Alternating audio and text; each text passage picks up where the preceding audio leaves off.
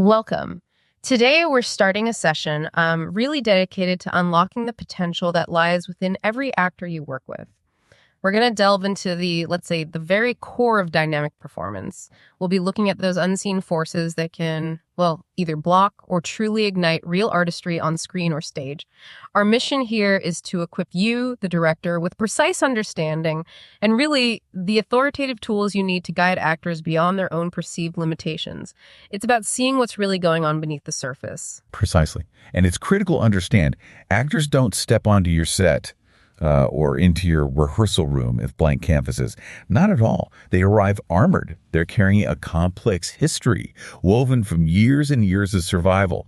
Now, these aren't flaws, not character flaws. They are defense mechanisms, ingrained habits, personal narratives, strategies that have genuinely protected them in their real lives, kept them safe.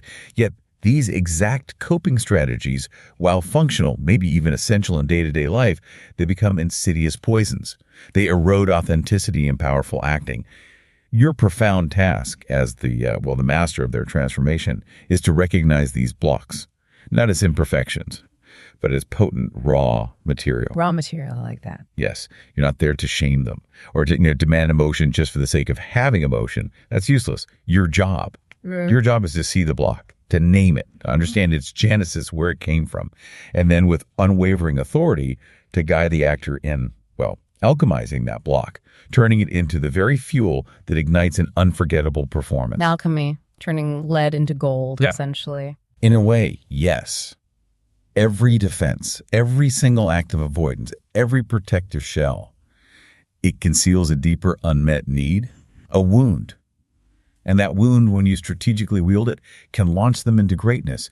This whole journey demands a fundamental shift from the actor. They have to stop just surviving their pain. They need to begin using that pain to win. That's such a powerful frame. Not flaws, but raw material ready for alchemy. So this armor you mentioned, what does it actually look like when an actor walks in? How do we as directors start recognizing these survival tools that paradoxically end up sabotaging the work? Well, it's fundamental. You have to grasp that actors aren't these pristine, empty vessels just waiting for input. They're already full of unconscious patterns. They are, as I said, armored. Okay. And this armor manifests in various ways. You'll see perhaps an over-reliance on intellect, or a kind of deep-seated numbness, a detachment from their own feelings, or sometimes a crippling perfectionism. And crucially, these aren't usually conscious character choices they're making for the role. They are deeply personal survival tools built up over years.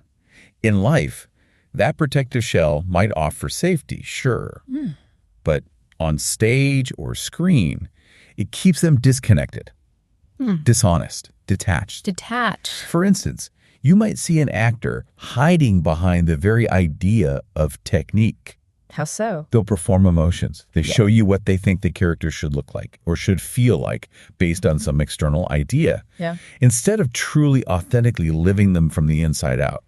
Often they're completely unaware of how profoundly they're protecting themselves. It's unconscious. Until a scene specifically demands that authentic vulnerability. That's when these defenses become, painfully obvious. It forces a confrontation they instinctively, deeply want to avoid. Okay, so if these are such deeply ingrained survival strategies built up over years, what is our true role as directors then? Are we supposed to try and break them down, strip away that armor? Or is there maybe a more nuanced way? Your role is absolutely not to shame them. Never. Or to fix them as if they're broken pieces of machinery. And certainly not to demand rawness just for its own sake. That's just voyeuristic and, frankly, unproductive. Doesn't help the work. Right. Your sacred task is to accurately diagnose the block. You have to learn to see beyond the superficial performance, the showing of emotion to the underlying self-protection that's driving it. Then, and this is where the alchemy truly happens, you must transmute that perceived weakness into strength. Transmute, not remove. Exactly. You don't try to make the block disappear. That's often impossible and frankly unnecessary. You turn it into the very foundation of their power. Imagine every defense mechanism like a locked door behind that door. A deeper unmet need, a core wound. Every act of avoidance covers that wound. But when you learn to wield these wounds strategically, connect them to the character's objective, they become rocket fuel for the performance. The challenge, the real work, isn't erasure. It's profound transformation. They have to stop merely surviving their pain, reacting to it, and start using that pain to win. That is the essential shift you must facilitate. Understood. It's a critical shift from thinking about fixing something broken to strategically utilizing what's already there. Okay, let's dive into one of the most common blocks you'll encounter, probably see it all the time, the actor who over-intellectualizes.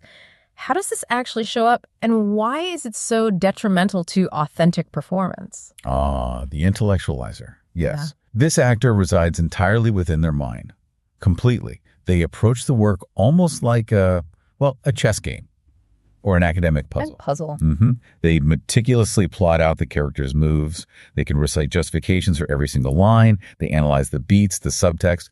But the essential heartbeat, that raw human pulse of the scene, it's absent, missing. They dissect it rather than immersing themselves in its visceral, messy reality. And why do they do that? What's the root of it? Control. This actor clings to control. They fear, often unconsciously, the raw, unpredictable, uncontrollable impulses that actually imbue a performance with electricity, with life. Okay, so what are the specific telltale signs for a director?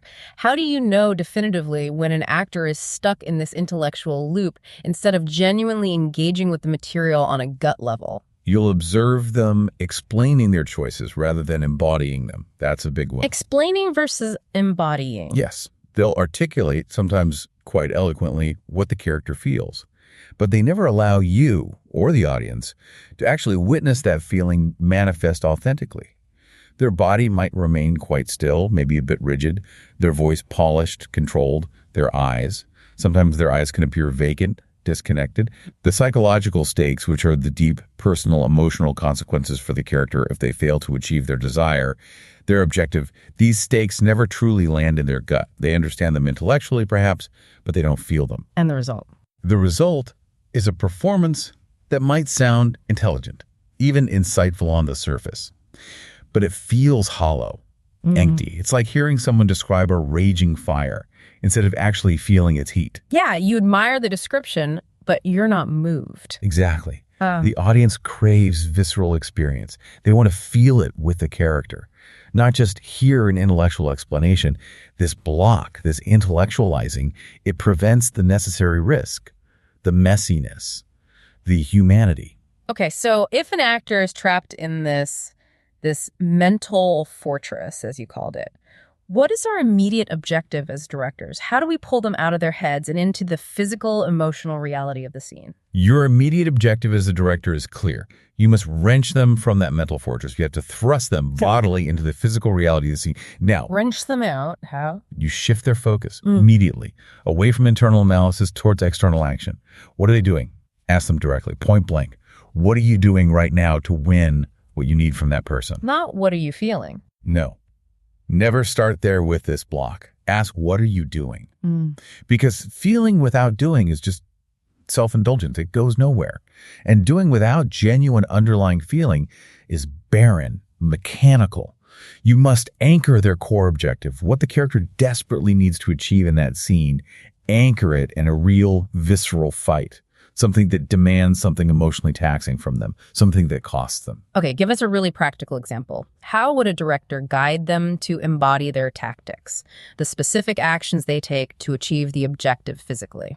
What does that look like in the rehearsal room? You guide them specifically to embody their tactics physically.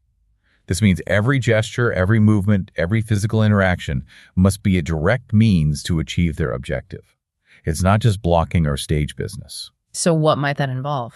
It might mean directing them to actually touch the other actor, but with a deliberate intention perhaps to disarm them, or to console them manipulatively, or to assert power. Or it could be interrupting them mid-sentence to assert dominance, or maybe physically invading their space to reclaim power or demand attention. Every single physical choice must be an active tactic, not just, ornamentation or some pre-planned safe choreography. It has to have purpose.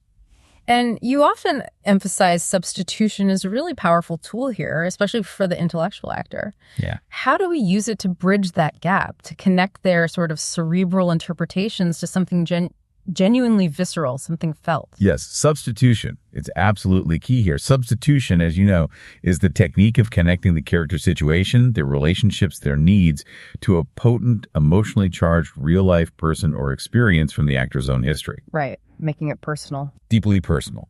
For the intellectualizer, you connect their perhaps overly cerebral interpretations to someone specific in their real life, someone from whom they desperately need something: love, approval, forgiveness, whatever fits the scene's objective. And importantly, if that real person, that substitution, evokes fear in the actor, embrace it. Don't shy away from it. That fear is precisely the emotional heat, the visceral energy you need to channel into their behavior in the scene. So don't try to make the fear go away. No, use it. Let the confusion or the guilt or the longing or the rage they genuinely hold for that real-life person. Let that fuel their actions, their tactics within the scene. The moment they stop commenting on the moment, analyzing it from the outside, and begin living inside it, fueled by that personal connection, that's when their performance transcends being just an idea. It transforms into a potent, undeniable experience. It drives them to genuinely fight to win, rather than just performing to impress you or themselves. That intellectual control they cling to, it gets transformed into powerful, embodied, objective-driven action. What about the equally frustrating, maybe even more challenging situation where they seem to feel, well, nothing at all? How do you penetrate that seemingly impenetrable shield of numbness that so often prevents real connection? Let's talk about emotional detachment. Emotional detachment. Numbness. Yes, this is another significant block, and it almost always stems from deep-seated self-preservation, survival. These actors, you see, they construct a shield of numbness, because they've learned somewhere along the way, usually through past pain, that feeling too deeply can be perilous, dangerous. So they shut down. They shut down. They might declare things like, oh, my character wouldn't cry here, or I don't think they really care that much. But listen closely. These usually aren't objective insights into the character's psychology. They are walls. They are survival instincts masquerading as artistic choices or objective analysis. How does it show up physically? You'll see it in their body language, often a stiffness, a lack of fluidity. Disengaged eyes, that's a big tell. A general reluctance to fully commit to the emotional stakes of the scene. They play it safe. It must be incredibly frustrating for a director to witness that lack of connection. But you're saying this numbness isn't usually a deficiency of talent, right? It's genuinely armor. So how do we approach it without, damaging the actor or trying to force something that feels unnatural or unsafe for them? You're absolutely right. It is armor. And critically, this numbness isn't laziness or lack of talent, but it calcifies connection. It robs the audience of the chance to identify, to empathize. So your role is definitely not to violently strip away this armor. That would be counterproductive, unethical, and frankly, damaging. You guide the actor, gently but firmly. You guide them to consciously lower that shield piece by piece, specifically in service of the narrative, in service of their objective. Your strategy here is essentially to stir the still water. Stir the still water. I like that image. What are the practical steps, the actual questions or techniques a director can use to achieve that, to get things moving under the surface? You can employ memory work. Use it to penetrate the protective freeze that fear and often years of repetition have solidified. You need to probe beneath the surface. Ask questions that are designed to cut through their intellectual defenses and touch something real. Such as? Questions like, when was last time you lost something or someone that genuinely mattered to you? Tell me about that loss. Or who in your life made you feel insignificant, truly small? What did that feel like in your body? Again, the goal isn't to trigger or re-traumatize. It's to gently open a pathway to the energy, the remembered sensation of those powerful feelings, which can then be channeled. You also need to trigger their inner monologue. Remember, that's the constant unspoken stream of thoughts, feelings, impulses, and secrets the character experiences beneath the dialogue. Right, what's going on inside? Exactly. Compel them to confront the real-life cost, the visceral consequence of not achieving their objective in the scene, not just in the fictional world, but connect it to their personal world through substitution. Make them confront the steep price their character would genuinely pay, the loneliness, the rejection, the emptiness if they fail. Make them feel the potential loss. And you often reframe emotion itself in a really powerful way, not seeing it as the end goal, but as a means to an end. Can you elaborate on that for us, especially in relation to detachment? Yes, you must reframe emotion as a weapon, a tool. Remind the actor constantly. Emotion is never the ultimate goal in itself. Feeling for feeling's sake is indulgent and useless in performance. Emotion is a powerful weapon designed to propel them toward their objective, to affect the other person. So tears aren't just sadness. Precisely. You don't cry simply to feel better or show sadness. You cry strategically, maybe unconsciously by the character, but strategically in terms of impact, to compel someone to stay, to manipulate them, to make them feel guilty. You rage not just to vent, but perhaps to intimidate another person into giving you love or respect or whatever the objective demands, to regain control. Okay. So you challenge them to transform their detachment, this very wound, this defense, into fuel for their character's need. Ask them to envision the power that would be unleashed if they abandoned their numbness just for this scene, if they permitted everything, every feeling, every fear, every vulnerability to enter, that profound risk, that sheer terror they might feel at the thought. That is the wellspring of their power. You are helping them turn numbness into hunger, a visceral, clawing hunger that propels them through the scene, desperate to feel something real, something truly alive. It's about leaning into the discomfort, not avoiding it. That leads us perfectly into the next challenge, because often, even after we started to, thaw that emotional detachment a bit, we hit another wall. Substitution resistance. Why do actors so often push back against that kind of deep personalization, even when they intellectually understand it's powerful? Yes. Substitution resistance. It's very common. And when an actor resists personalization, resists using substitution effectively, it almost always signifies that they are grappling with something deeply buried, something painful or unresolved or perhaps shameful within themselves. Because it's asking them to touch real wounds. Exactly. Substitution demands raw vulnerability. It forces the actor, essentially, to unlock a vault inside themselves, a vault containing real people, potent memories, sensitive wounds, and that, quite naturally, is terrifying for anyone. So they pull back. They retreat. They pull back into the perceived safety of intellect, analyzing the character from a distance. Or they hide behind technique, trying to manufacture the feeling externally. They end up acting from the superficial outside inward, rather than generating the performance from the authentic inside outward. So it's a kind of self-protection manifesting again. They might even rationalize it away, saying it's not needed for this particular scene, or maybe mask it as professionalism. Precisely. They might rationalize, personalization isn't really necessary here, or the scene doesn't require that level of emotional risk. Yeah. But 9 times out of 10, this is pure self-protection. It's a strategy to play around the difficult emotion rather than diving through it. The resistance can be unconscious. They might just report feeling stuck or flat or disconnected and not know why. Or it can be a more deliberate, fear-based decision, often masked as artistic integrity or professionalism. And the result on screen. The result is invariably a performance devoid of soul, of urgency, of real danger. The audience simply cannot connect deeply to something the actor hasn't fully personally owned. Your role, director, is crucial here. You must normalize this fear. You have to show them that the fear itself is a sign of immense potential power. How do you do that? You tell them directly, of course it scares you, that feeling, that resistance. That means you're onto something potent. That's why it's powerful. That's precisely why it works. Help them grasp that the very presence of this fear, this resistance, indicates they've struck emotional gold. They're near the source of real power. That's vital, reframing the fear as a positive indicator, a sign they're on the right track. But okay, how do we then guide them into it? Step by incremental step, without overwhelming them or pushing them too far too fast. You must offer incremental steps, small, deliberate movements towards vulnerability. Never overwhelm. You can start with lower risk triggers, things that hold emotional weight but might feel safer initially. Perhaps specific inner objects, physical objects that represent safety or conflict or loss for them in their real life. An old photograph maybe, laden with unresolved feelings, a piece of jewelry, even a saved voice memo they've perhaps been avoiding listening to. Okay. Encourage them first to simply talk about the object or the person connected to it, not to perform. Just talk from the gut.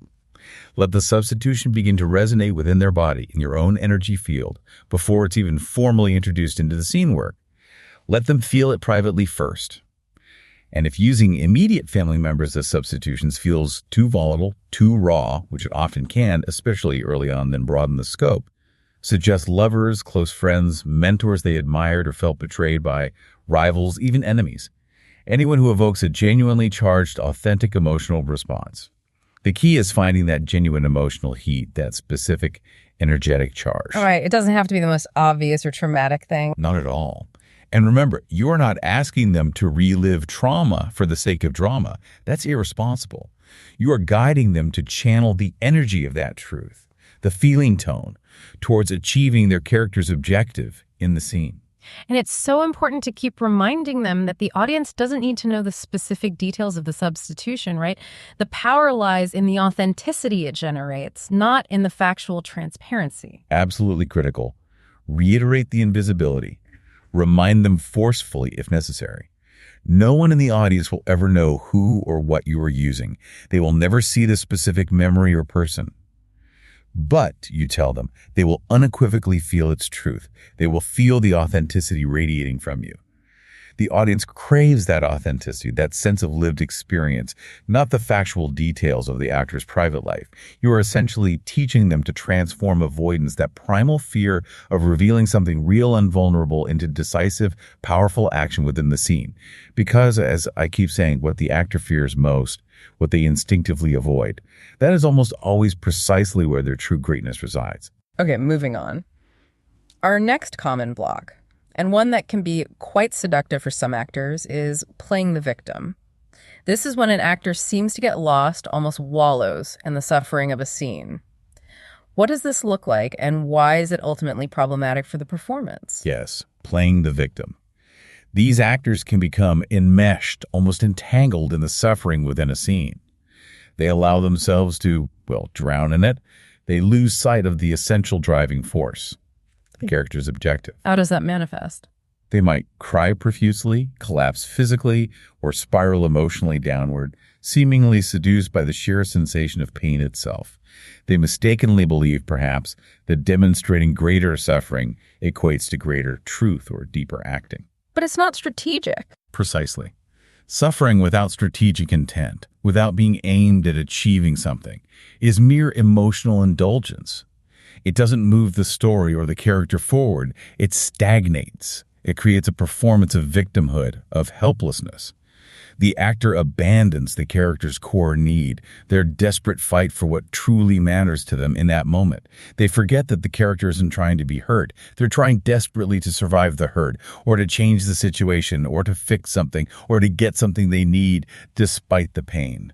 So the scene becomes about their pain rather than their struggle or their power. Exactly. It becomes about their pain instead of their power. Directors, you must immediately and sometimes forcefully snap them out of this indulgence. Do not permit wallowing. It serves no one. Okay, so how do we snap them out? As you say, give us the direct, actionable steps. What does a director do or say in that moment when an actor is sinking into victimhood? You must interrupt the spiral. Don't let it continue. Intervene physically, perhaps.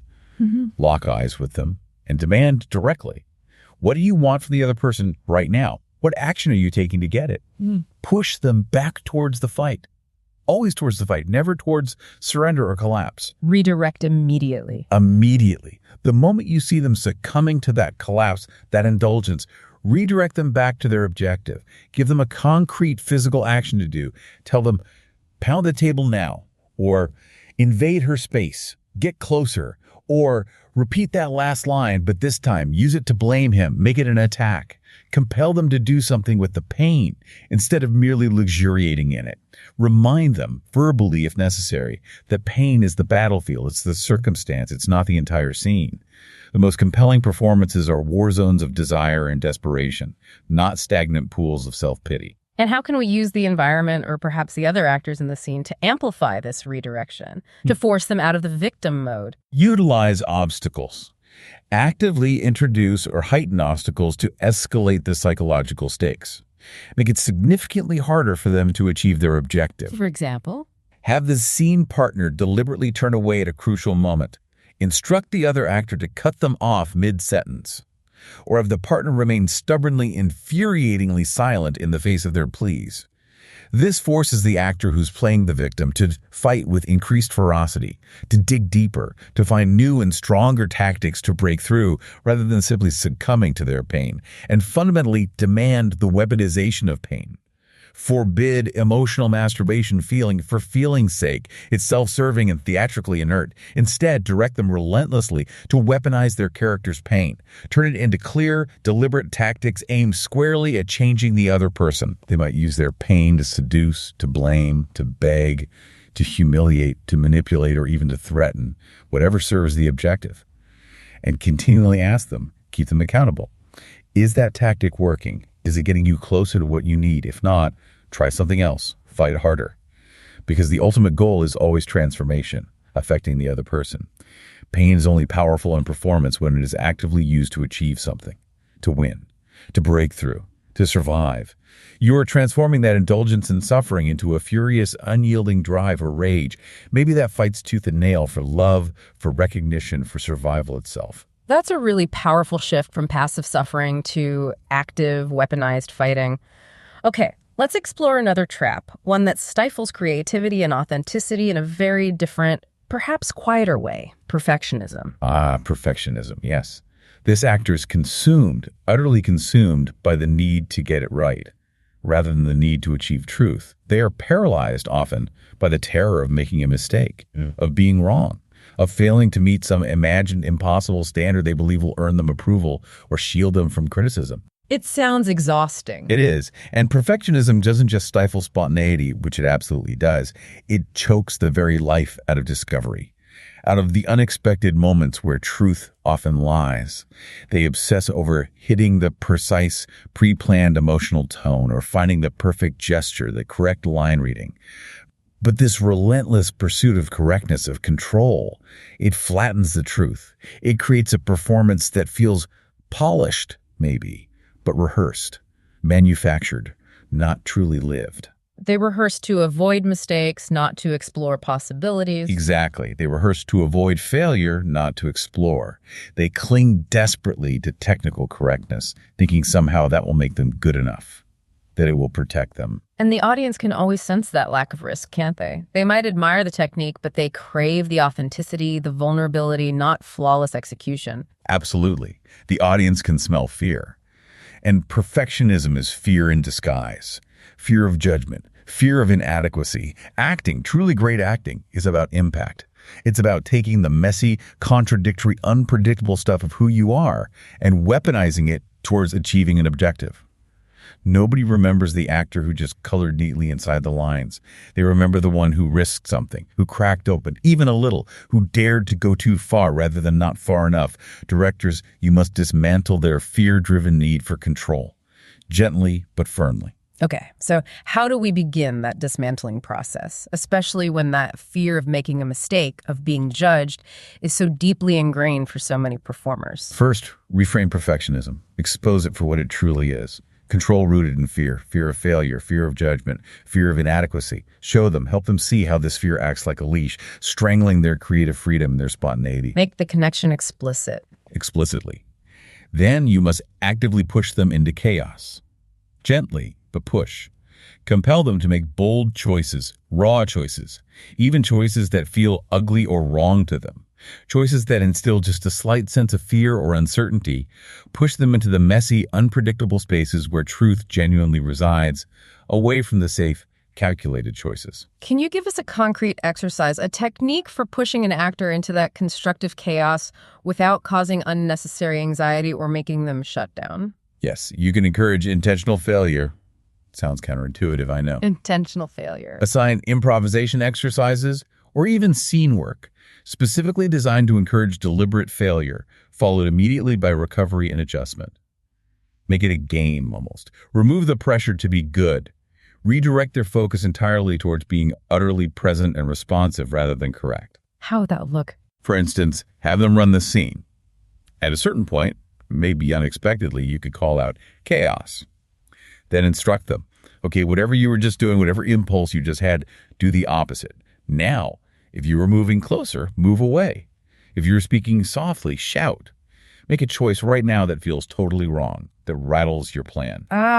Disrupting the plan. Exactly. It pushes them off their prepared track, beyond their comfort zone, and forces them into immediate, spontaneous discovery. They learn that a wrong choice isn't fatal, it's just information. And always, always refocus them on the objective, not the result. Emphasize again and again that the relentless, messy, moment-to-moment pursuit of the objective holds far more weight, far more dramatic power than mere polish or technical correctness. So the key questions become, Ask them, what are you willing to risk right now to win what you need from them? And then, perhaps the most liberating question for a perfectionist, what would you do in this scene if you absolutely knew you couldn't get it wrong, if failure was impossible? Let these profound questions guide their work, not some elusive, paralyzing phantom of perfection. The goal isn't flawlessness, directors. It's to be unforgettable. You are transforming their crippling need for control into the exhilarating freedom to be truly present, messy, and impactful. okay, following closely on the heels of perfectionism, we often see people-pleasing manifest in actors. This seems related, but distinct. It's where an actor's energy is primarily directed outwards, seeking validation outside the scene itself. How does this specific block sabotage their performance? Yes, the people pleaser. This actor's energy, their focus, is fundamentally outwardly directed. They're seeking approval from you, the director, maybe from their scene partner, sometimes even subconsciously from an imagined audience, rather than fiercely pursuing their character's objective within the scene. So they're playing for the wrong audience, essentially. Right, precisely. They're not battling for love or respect or survival within the scene's narrative. They are subtly, often unconsciously, begging for validation within the room itself. This manifests in choices that lack real consequence. They avoid risk. They shy away from confrontation. You might see them glancing at you for a nod of approval after delivering a line or after a take, or sometimes playing lines with a sort of generic niceness, maybe a smile that doesn't actually belong to the character's true intent or need in that moment. It sounds like it often comes from a place of deep empathy, maybe a survival strategy learned early on, being agreeable to get by. But that very trait becomes a hindrance in acting, doesn't it? It limits the raw, sometimes dangerous edge that truly captivating performances require. You've hit it exactly. These individuals are often deeply empathetic people. They may well have learned to survive, to navigate the world by being agreeable, by smoothing things over, by making others comfortable. But in the context of performance, this need to be liked becomes a leash, a severe limitation. It restricts danger, it blunts the edge, it prevents genuine emotional bravery. The actor's job, remember, is to make the audience feel something authentic, something true to the human condition. Sometimes that means making them deeply uncomfortable. It's not about making them like the actor or feel comfortable all the time. Right. Impact over likability. Exactly. Directors, you must fundamentally shift their focus away from being liked towards being effective. How do we shift that focus effectively, especially when that desire for approval, for validation can be so deeply ingrained, so unconscious? You have to reinforce constantly that approval is never the goal. Impact is the goal. Affecting the other character is the goal. Achieving the objective is the goal. Challenge them directly to win the scene, rather than merely being agreeable or polite within it. Ask them pointedly, what would you do right now if you didn't care one bit about being judged? By me, by anyone. Taking the need for approval off the table. Forcing them to confront what lies beyond it. Remind them explicitly that the character's imperative is to obtain what they want, desperately, not simply to be liked along the way. This is a critical distinction they need to internalize. Then here's the powerful part. You must weaponize their need for validation. Don't try to ignore it or suppress it. Use it. Use the people-pleasing tendency itself. Yes, use inner monologue work to expose their own deep-seated underlying personal need for love or acceptance or recognition. What are they really afraid will happen if they aren't liked? What's the deep fear? Once that genuine personal need is uncovered, brought into the room, relentlessly weaponize it. Let that become the engine driving their character's tactics. So their real need fuels the character's actions. Precisely. Compel them to use charm or seduction or domination or guilt or even manipulation, all fueled by that powerful, personal need for validation in relentless pursuit of their character's objective. The actor's very real, perhaps lifelong craving for validation can become the potent driving engine behind the character's hunger. It transforms the performance from polite and forgettable to primal and magnetic, from pleasant to utterly unforgettable. Their people-pleasing isn't erased. It's channeled into a powerful, effective tool. Okay, our final common block to discuss in this session is pushing. This is that mistaken belief, often born of insecurity, that sheer volume or obvious outward intensity equals vulnerability and depth. How do we recognize this when we see it, and why is it so detrimental to authentic work? Pushing, yes. Okay. This actor attempts to force emotion or intensity. They operate under the misconception that volume somehow equates to vulnerability, or that showing a great deal of visible effort signals profound depth. So they get loud or overly angry or desperate. Exactly. They push too loudly, too angrily, too desperately. They're convinced somehow that this is the way to convey passion, to demonstrate commitment, to prove they're feeling something. But forced emotion is counterfeit. Always. It's like empty calories. The audience, and you as the director, intuitively perceive it as performance, not truth. You can smell it a mile away. Where does it come from? What's the fear underneath pushing? It usually stems from a profound, often unconscious fear. A fear that their quiet, simple truth will be insufficient, that subtlety won't be seen or registered, that genuine, unadorned honesty won't create enough impact. They confuse drama with chaos, and they confuse chaos with connection. They think more is always more. And when they push? When actors push, they abandon the true fight, the fight to win their objective from the other person. Instead, they begin performing a fight for attention, for validation, for proof of their own intensity. Real power, true power, resides in sitting authentically in the truth of the moment, needing something deeply from the inside out, and letting that internal reality drive specific, targeted behavior. So, if forced intensity is actually counterproductive, weakening the performance, how do we guide them back? Back towards genuine, earned, impactful truth, towards radical simplicity. Your imperative as the director is clear. Return them to truth. Return them to radical simplicity. You must strip away the excess theatrics, the over-articulation, the shouting just for volume, the desperate, needy energy that screams, "Look at me, I'm feeling something intense."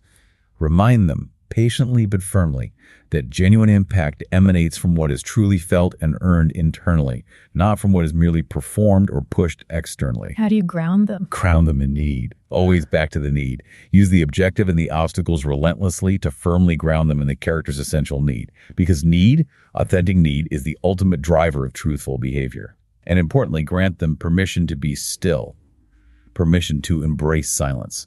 To allow silence to carry profound weight and meaning. To let the psychological stakes, the inner turmoil, reside powerfully behind their eyes rather than spilling out wastefully in exaggerated gestures or forced vocalizations. Encourage less showing. Encourage them to need more, show less. Challenge them to feel more internally, to amplify the inner life, the inner monologue, the stakes, and deliberately show less externally. Challenge them to sit within the discomfort of maybe not being immediately heard or understood in the way they're used to performing. Allow the audience and you to lean in, drawn by the intensity held within, rather than being assaulted by overt, pushed emotion. And how does personalization, using substitution, play into calming this tendency to push? How does it help root the emotion in a deeper, more authentic, less performative place? Leverage personalization, always. When an actor is pushing, it often means they're disconnected from the real emotional source. Reconnect them. Reconnect them to who in their real life this scene is truly about via substitution. Ask them, what unresolved hunger or guilt or rage or yearning from your own life are you bringing into this room right now that needs to find an outlet through this character's fight? Let the genuine emotion emerge organically from that potent substitution, from their inner monologue connected to that real person, from the unvarnished truth of their own lived experience, not from ingrained performance habits or a desire to impress. So the power comes from within, not from exertion. Precisely. This is where the true power resides. In the profound restraint that holds immense feeling, in the subtle crack in the facade that threatens to shatter, in the internal fire that burns relentlessly but refuses to explode wastefully outwards. That's what truly moves an audience. Not the shouting. You are transforming their forced, empty intensity into powerful, contained, authentic truth. This has been incredibly insightful, looking at these common blocks one by one. So, pulling it all together, what does this really mean for your overarching role, director? How should you fundamentally view your function when faced with these blocks, guiding actors towards their true power? It really feels like a profound shift in perspective is required, isn't it? It is a fundamental shift. Your primary role before anything else is that of the visionary diagnostician. Diagnostician. Yes. You must learn to accurately diagnose the block. Remember, an actor does not walk into your room as a blank slate. They arrive armored. Armored with years of defense mechanisms, ingrained habits, unresolved traumas, personal narratives, all constructed to survive their real lives. These coping strategies, while effective, even necessary in their daily existence, become poison to the authenticity required for powerful acting. Your eye, your instinct, must be trained to see beyond the superficial performance of emotions, to recognize the underlying self-protection that's really driving the behavior. Even when it's disguised as technique. Especially then. Some actors become masters at hiding behind the very idea of technique. They perform emotions technically, rather than truly living them. Often they don't even realize the depth of their own self-protection until a particularly demanding scene forces a confrontation with real vulnerability. You must be able to look at a moment and ask critically, is this a conscious, specific character choice serving the objective? Or is this an unconscious defense mechanism in disguise? That diagnosis is paramount. Okay, so once diagnosed, once we've identified that armor, that block, our core function then becomes, as you termed it earlier, the alchemist of emotion. It's about transformation, not demolition. Precisely. The alchemist. You transmute the actor's perceived weakness into undeniable strength. You do not attempt to make the block disappear. That's rarely possible and often misses the point entirely. Instead, you turn the block itself into the very foundation of their power. You learn to leverage its origin, its energy. How so? Give us those transformations again. You transform their resistance, that deep-seated hesitation, that fear into a furious, unyielding rage, perhaps. A rage that fights passionately for love or for recognition or for sheer survival, depending on the objective. You turn their numbness, that protective detachment, that freeze response into a visceral, clawing hunger. A hunger that propels them desperately through the scene, needing to feel something real, something truly alive. Yeah. You transform their avoidance, the very thing the actor fears most, the thing they run from, into decisive, bold action. Because what the actor avoids personally is almost always where their characters and their own true greatness resides. So the ultimate truth we need to impress upon them, the absolute bedrock of this approach to acting, is not simply to feel, is it? It's to act with purpose, driven by what they feel. You must impress upon them this critical truth, over and over until it sinks into their bones. They are not there merely to feel. They are there to do something specific and active with what they feel. They are there to change the other person, to affect them, to get something from them. They are there to transform the world within the scene itself through their actions. That, directors, is their fundamental job. To make active choices, to fight, to pursue their objective relentlessly.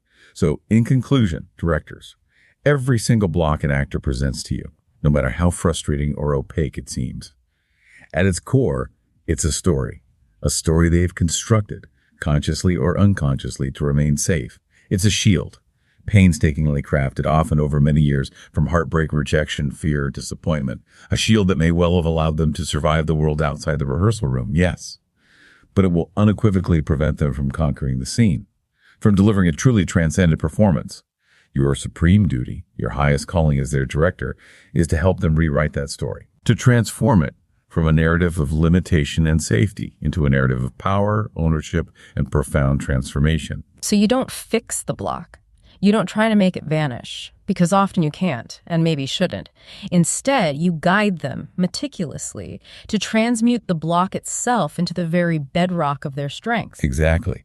You turn their resistance into that relentless rage fighting fiercely for love, for recognition, for survival. You turn their numbness into that visceral hunger clawing its way through the scene, desperate to feel something real, alive. You turn their avoidance into decisive action, because what an actor avoids is so often precisely where their unique greatness lies hidden. Teach them to sprint towards the fire, never away from it. To step into the role not with tentative safe steps, but with every terrifying, vulnerable truth they are afraid to reveal. Teach them to cease asking for permission to feel, and to begin with absolute authority and clear intention, using that feeling to win. And above all, directors impress upon them this indelible, foundational truth. They are not there simply to feel. They are there to do something powerful with what they feel. They are there to change the other person. They are there to transform the world within the scene. That, directors, is their sacred job. And that is the extraordinary untapped power of the block. When it ceases to be a wall and becomes, in your skilled hands, an unstoppable weapon of truth.